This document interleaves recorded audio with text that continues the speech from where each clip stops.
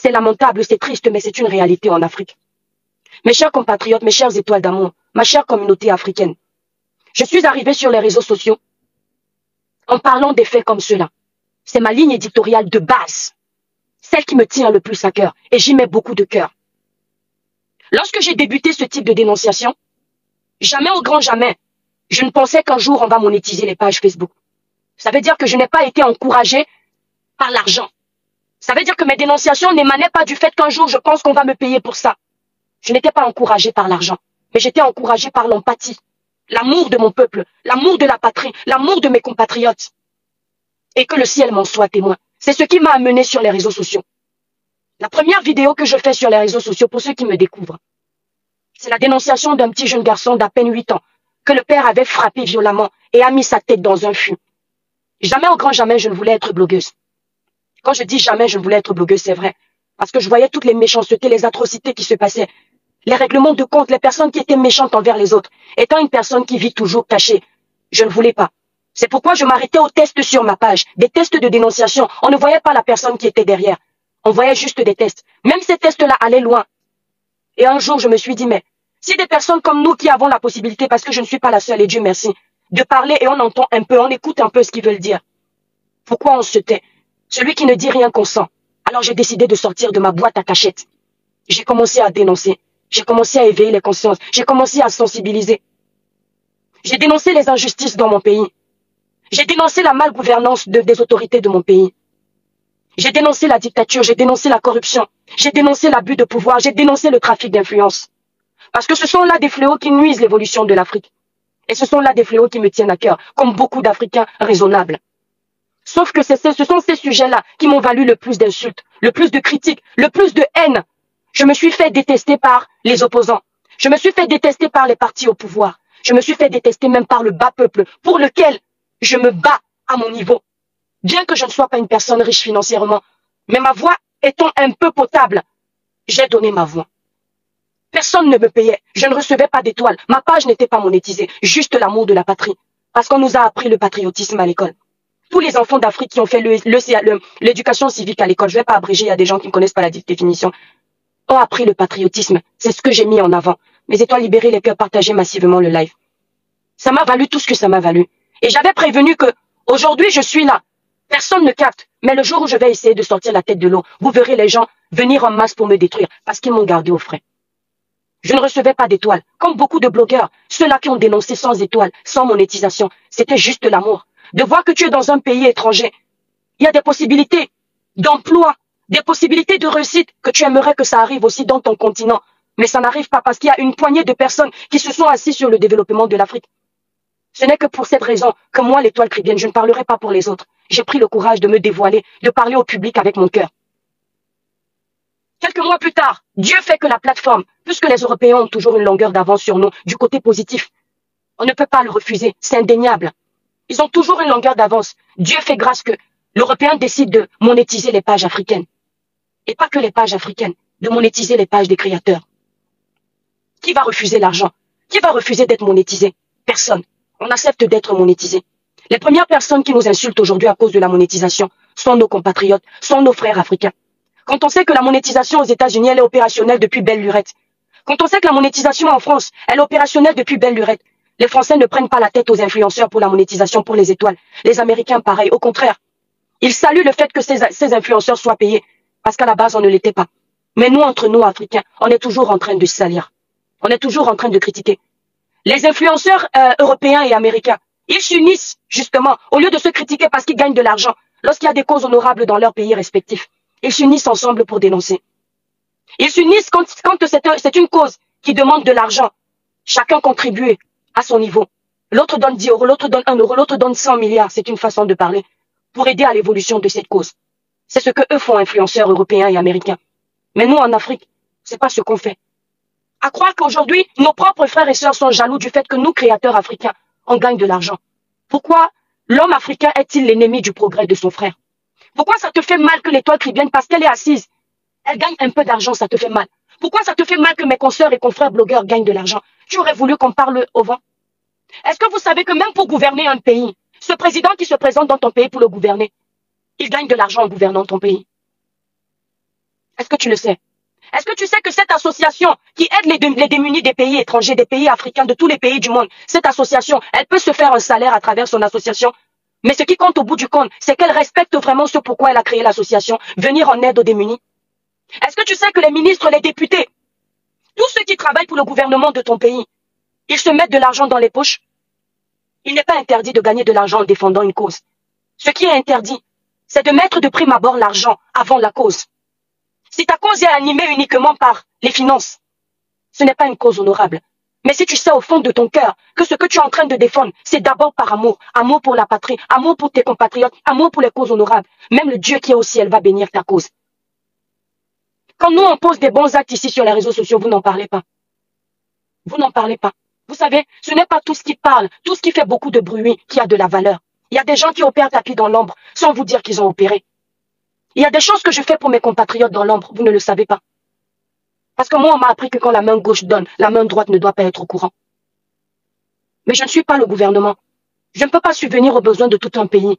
Je n'ai pas cette possibilité. Et mes compatriotes, mes autres consoeurs et confrères blogueurs, pareil. Mais au lieu de nous dénigrer tout le temps, au lieu de casser notre travail tout le temps, encouragez-nous. Aujourd'hui, vous savez que vous pouvez compter sur nous. Avant, personne ne parlait pour plaider pour vous. Même si ce n'est pas moi, c'est une autre personne. Moi, je ne fais même pas assez. Mais il y a plein de blogueurs là qui défendent des causes honorables. Pourquoi au bout d'un moment, vous ne nous respectez pas? Vous ne nous valorisez pas? Pourquoi autant de mépris? Qui est mieux placé que le médiateur qui est le blogueur aujourd'hui pour dénoncer les fléaux de nos pays respectifs d'Afrique? Qui est mieux placé pour interpeller l'opinion publique lorsqu'il y a un cas désespéré? Qui est mieux placé pour demander le changement et que les voix se font entendre que le blogueur, l'influenceur? L'influenceur qui connaît son rôle. Je parle pas des blogueurs de pacotille. Parce que des blogueurs de pacotille, il y en a. Ceux qui sont là sur les réseaux sociaux pour cogner les têtes. Ceux qui sont là pour ne parler que des vies privées des gens à longueur de journée. Ceux qui sont là pour creuser, savoir la profondeur des vies intimes des gens. Je parle pas de ces blogueurs. Mais je parle de ces blogueurs qui ont compris que de leur blog, ils peuvent apporter du positif pour l'Afrique. Pour le continent africain. Parce que nous sommes un blog africain. Nous vous apportons tellement. Mais vous ne nous respectez pas. Je mets un post. Ce qui me vaut aujourd'hui, cette vidéo que je suis en train de faire. Je mets un post où j'ai mal au cœur. Je vois un enfant. Je suis une mère d'enfant 3 fois, pas une fois. J'ai poussé 3 fois mes enfants. 3 fois. C'est-à-dire que j'ai saigné 3 fois. Je suis une grande mère. Je suis une vieille maman. Quand tu es déjà maman, tu es une grande mère. Tu es une vieille femme. Je vois un enfant qui est défiguré. Je vois un enfant qui a les bleus partout. Les blessures de partout. Il ne mérite pas ça. J'ai mal au cœur. Mon cœur de mère saigne. Je m'imagine si Dieu me prend demain, je laisse mon enfant à quelqu'un. Dans ma tombe, je vois comment on est en train de maltraiter mes enfants. Je ne peux pas supporter. Je fais un post, malgré que ma page soit restreinte. Et il y a quelqu'un qui se ramène sur le post pour dire « L'étoile Caribbean, arrête de faire semblant, je ne t'ai pas supprimé, mais quand je finis, je te bannis de ma page. » Arrête de faire semblant, allez lire le post, vous allez voir. Arrête de faire semblant de défendre les causes du Cameroun. Tout ce qui te tient à cœur, je ne paraphrase pas de la même façon, mais ça veut dire exactement ça. Chacun a sa façon de parler. Tout ce qui te tient à cœur, c'est ta monétisation. Tu t'en fous des problèmes des Camerounais. Ah ouais? Ah ouais? Est-ce que tu sais que je peux monétiser ma page juste avec le Congossa? Est-ce que tu sais que juste en me mêlant des vies privées des gens, je peux monétiser ma page? Est-ce que tu sais que je n'ai pas besoin de me créer des problèmes avec les politiciens de mon pays qui sont très dangereux pour gagner de l'argent? Lorsque ma mangue est tombée ici sur les réseaux sociaux, ne regardez pas pour regarder, tirez-en des leçons. Vous savez ce que beaucoup ont dit? Tu es interdit d'aller au Cameroun. Mais ce Cameroun-là, j'irai. Vous allez m'enfermer dans mon pays. Et vous allez dire aux Camerounais pourquoi vous allez m'enfermer. Je vais vous montrer que vous ne faites pas peur à tous les Camerounais. Vous n'avez pas retenu ce qu'ils ont dit? Tu es interdit d'aller au pays. Tu as déstabilisé le gouvernement. Tu as insulté le gouvernement. Tu as insulté le président de la République. Quand ma mangue est tombée, c'est la première des choses que les Camerounais ont dit. Tu as copieusement insulté le gouvernement. Est-ce que parmi vous, là, les Camerounais qui êtes au Cameroun, vous vous êtes levés pour dire que non? Cette fille n'a jamais insulté le gouvernement, mais elle dénonce pour l'évolution de son pays. Nous sommes dans un État démocratique. La liberté d'expression. On a le droit de dénoncer, on a le droit de revendiquer, on a le droit de demander le changement dans nos pays, puisqu'ils disent être des États démocratiques. Alors où est passée la démocratie? Aujourd'hui, je me fais détester parce que j'ai œuvré pour le changement. Pourtant, vous êtes les premiers Camerounais à nous dire que nos voix ne comptent pas sur les réseaux sociaux. Vous êtes les premiers Camerounais à dire que venez batailler ici sur le terrain. Parce que ce que vous faites ne sert à rien. Si ce qu'on fait sur les réseaux sociaux ne sert à rien. Si dénoncer derrière une caméra n'a pas d'impact, positif ou négatif, pourquoi vous m'avez gardé au frais? Pourquoi ces paroles-là? Pourquoi dire que vous allez m'arrêter? Parce qu'à un moment donné, c'est par la voix qu'on se fait d'abord entendre. Les armes viennent après, quand la situation devient difficile. Mais au début, on commence d'abord par un dialogue. Parce que c'est avec le dialogue que les gens essayent d'avancer. Les armes détruisent, les armes tuent. Les armes rendent les enfants orphelins. On passe par le dialogue, en espérant que par le dialogue, les choses changent. Mais la première des choses, c'était ça. L'étoile chrétienne, on t'a gardé au frais. Il fallait voir la fille là ici. Elle est venue insulter le gouvernement. Cette fille est très mal élevée. Cette fille est très mal élevée. Mes chers compatriotes, ma chère communauté africaine, tant que l'Africain sera égoïste, tant que l'Africain sera méchant, amer avec son propre frère, il n'y aura aucun changement au Cameroun. Il n'y aura aucun changement au Côte d'Ivoire, Bénin, au Gabon, Togo, au Congo, etc., tous ces pays africains. Parce que nous ne sommes pas unanimes pour les causes honorables. Nous sommes unanimes dans la destruction.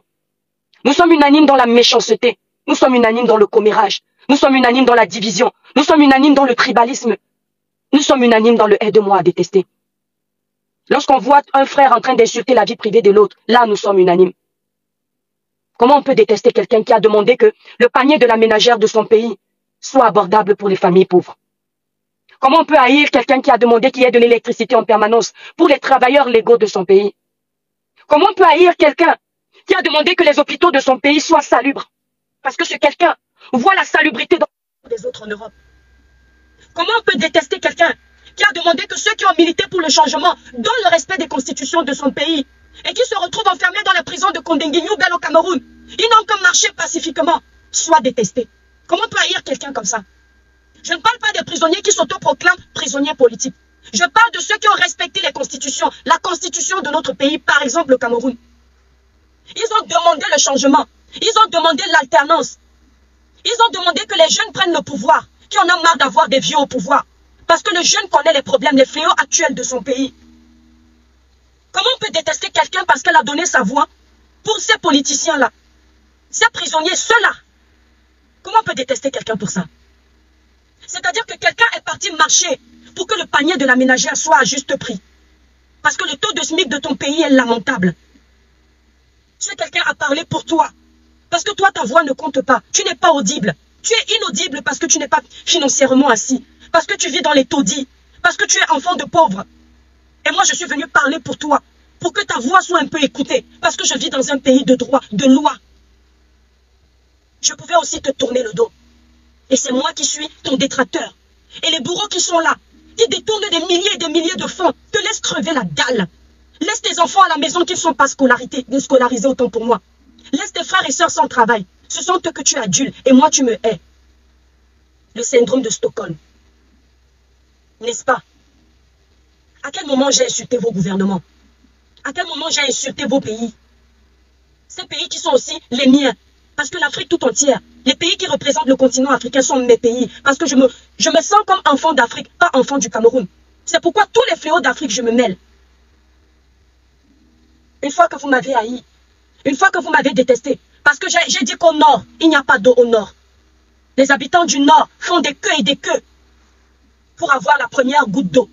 J'ai rappelé qu'il fallait qu'on se rappelle des habitants du nord. Je suis devenu ennemi public numéro 1. Et lorsque je me retracte en disant, je ne peux pas batailler à mon niveau, même si c'est rien pour vous, pour un peuple qui me tourne le dos, pour un peuple qui me lance les pierres parce que je demande le changement, j'abandonne les armes, je vous laisse avec votre politique. Néanmoins, quand je vois une situation difficile, étant mère d'enfant, j'ai mon cœur qui saigne, je ne peux pas la laisser, je ne peux pas passer. Vous me dites, tu dis que tu ne parles plus, tu parles encore. Celui qui abandonne son pays n'a rien dans la tête. Celui qui abandonne les fléaux de son pays, parce qu'il ne pense qu'à lui, il n'est rien, il n'apporte rien. Je vous ai déjà dit qu'un être humain, un citoyen qui ne contribue pas à l'évolution de son pays n'a rien gagné dans la vie. Que tu t'occupes de tes enfants, tu t'occupes de ta famille, c'est normal. C'est ta famille. Mais quand tu commences à t'occuper des autres personnes, ça prouve que tu as bon cœur. Le bon cœur n'est pas de s'occuper de sa famille, c'est légitime. Le bon cœur, c'est aussi de penser aux autres personnes qui ne sont pas de nos familles. Aujourd'hui, vous me dites à moi que je suis venu parler des faits de société pour l'argent de Facebook. Vous croyez vraiment que nous, blogueurs, nous avons besoin de l'argent de Facebook pour vivre? Vous savez, les apparences sont très trompeuses. Je vous ai déjà dit que tous les jours, je mange. Je ne suis pas une crève, la dalle. Et c'est ça, en fait, d'avoir le juste milieu dans la vie de l'être humain. Je mange mon tapioca, je mange mes arachides. Je ne crève pas de faim. L'argent de Facebook aujourd'hui est secondaire. Avec cet argent, on vit. Sans cet argent, on vivra. Avant cet argent, on vivait. Après cet argent, on vivra. C'est-à-dire qu'on n'a pas attendu Meta pour payer nos factures. On n'a pas attendu Meta pour aider les gens. Avant que Meta ne monétise ma page, je ne sais pas combien de Camerounais j'ai aidé au Maroc. Mais comme ce qui est mauvais part plus vite que le bon, je ne juge pas, c'est Dieu qui nous rend. Vous savez pourquoi, malgré toutes vos critiques, je continue d'exister?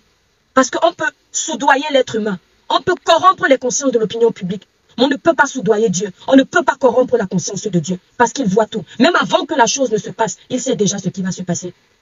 Votre méchanceté a atteint son paroxysme. Ah oui. Quand je vois la marche à Paris, et je vois les gens de la basse me demander de venir marcher avec eux.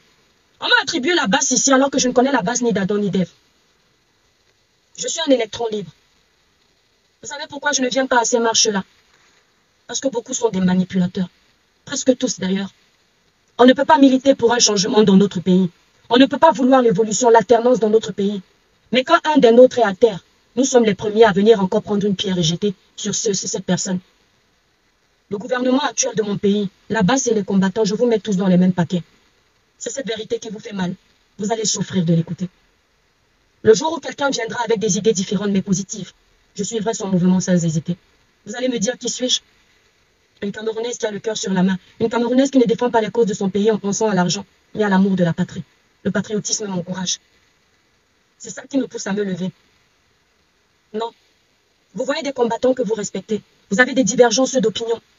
Mais le jour où vous êtes à terre, les divergences d'opinion politiques prennent le dessus. Alors qu'on devrait faire la part des choses. Ne pas faire l'amalgame.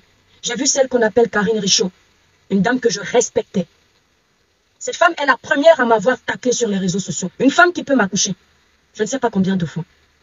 Elle m'a taclé au moins 3 fois sur les réseaux sociaux avant que je ne régève. Je n'avais jamais fait allusion à cette femme. Parce que sur les réseaux sociaux, les gens ont la mémoire très sélective et surtout très courte. Quand on te provoque en premier, ils ne voient pas.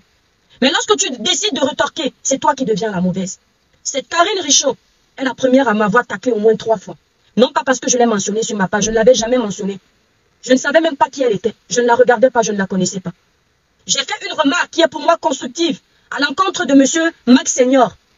Madame n'a pas aimé. Elle s'est assise. Au lieu de s'attaquer à ma sortie officielle, elle s'attaque à mon physique. Elle s'attaque à ma religion. Rien à voir avec les débats politiques. Rien à voir avec l'évolution. Rien à voir avec l'alternance. Rien à voir avec la révolution. Rien à voir avec le changement. Au lieu que les Camerounais bien éduqués, conscients, aillent la voir publiquement, lui dire que mais, Karine, toi qui fais les matinales pour le changement au pays, je pense que si tu devais t'adresser à cette jeune fille, tu aurais dû t'attaquer à son sujet, mais pas à son physique. Vous voyez déjà l'éducation. Cette femme me fait la première vidéo, je fais vu et ignorer. Elle fait la deuxième vidéo où elle a l'audace de s'attaquer à ma religion. Moi, je ne permets pas qu'on s'attaque à ma religion. Je ne permets pas. Pourquoi? Parce que mon Dieu est plus que vous tous. C'est ma croyance. Comme certains d'entre vous croient aux ancêtres et au crâne, moi je crois en mon Créateur. Et il est tout pour moi. Elle fait. Et de là, je sors de mes gonds. Je lui dis, insulte-moi, traite-moi de tout ce que tu veux, mais ne t'attaque pas à ma religion. D'autant plus qu'après qu'elle ait fait sa première vidéo sur moi, ce sont les partisans de son mouvement politique qui m'ont contacté pour me livrer son dossier. Mais par respect, je n'ai jamais versé. Je n'ai jamais dit quoi que ce soit à personne. Pourquoi? Parce que j'ai vu une maman, une grande sœur devant moi. Et je me suis dit, elle milite soi-disant pour le changement au Cameroun. Cette dame-là, vous savez ce qui s'est passé. Lorsque ma mangue était en train de se faire sucer sur les réseaux sociaux, moi pensant que bon, c'est bon, on a eu une divergence d'opinion politique. C'est rien ça, parce que je ne suis pas rancunière. C'est quand même une dame. Le peu que je l'ai découvert après ses sorties sur ma personne, je trouvais qu'elle avait quelque chose d'assez potable. J'ai même commencé à aller commenter sur ses pages. Mais dès que je suis soi-disant tombée pour elle, elle ne se cachait pas de venir commenter dans les directs de commérage. Elle voulait même intervenir pour m'insulter. Une dame qui ne me connaît ni d'Adam ni d'Ève. Rien que sur les réseaux sociaux. Et vous pensez que moi je peux suivre des mouvements comme cela? Là où la plupart des personnes qui sont dedans n'ont pas de jugeote. Madame Karine Richaud, je m'adresse à vous. Je suis la plus manipulatrice des réseaux sociaux. Je suis la plus hypocrite des réseaux sociaux. Mais je suis celle qui, quand elle a quelque chose à dire, peu importe la personne qui est en face de moi, je donne son nom et je passe. Ne vous étonnez pas que les gens ne veuillent plus rejoindre les partis politiques qui disent vouloir changer le Cameroun. Quand on voit ce qui se passe, on comprend que personne n'est mieux. Nous tous enfants du Cameroun, nous sommes la sardine. Nous avons consommé cette huile pendant 40 ans. Et encore les séquelles, même quand chacun essaye de faire semblant. On ne peut pas avoir une divergence d'opinion et vous vous attaquez aux vies privées des gens. Des vies privées que vous ne connaissez pas. Et après vous m'appelez, vous me dites, rejoins le mouvement, on a besoin de ta voix. Non, ma voix elle va rester comme ça, inaudible comme vous dites. Mais pourtant elle vous choque. Une mère qui dit qu'elle veut le changement pour son pays. Et des mères comme Karine Richaud, elles sont versées là sur les réseaux sociaux. Elles font semblant de bien parler pour le changement. Mais c'est quand il y a un vrai problème sur les réseaux, vous comprenez qu'elles ne sont pas différentes. Des mères qui pataugent avec la boue. Des mères qui n'hésitent pas à se rabaisser dans le commérage. Des mères qui ne respectent même pas leur ligne éditoriale. Pauvres dames, vous n'êtes pas différentes. Hein. Vous insultiez les blogueuses que c'était des vendeuses de ndongo. Vous insultiez des blogueuses que c'était des cogneuses de tête. Mais vous êtes devenues des cogneuses de tête numéro 1. Vous êtes dans tous les directs de commérage. Même là où il y a de la basse moralité, vous vous mettez là-bas, vous commentez. Où est la différence entre ceux qui disent être des patriotes et ceux qui disent être juste des manipulateurs sur les réseaux sociaux? Toutes des patates du même sillon.